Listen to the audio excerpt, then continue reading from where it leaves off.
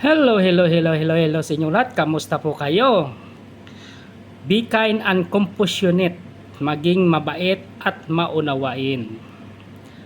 Ang kabaitan ay bunga ng isang pusong binubog ni Lord Jesus Christ sa mundong puno ng inggitan at siraan. Panawagan ito sa atin na maging ilaw.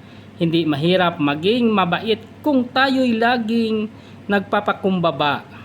Ang habag at bunga ng pag-unawa, kapag naunawaan mong ang bawat tao ay may pinagdadaanan, mas madali kang magiging maunawain.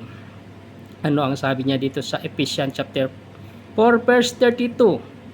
Be kind and compassionate to one another. Ayan, salamat sa Diyos sa kanyang mga salita.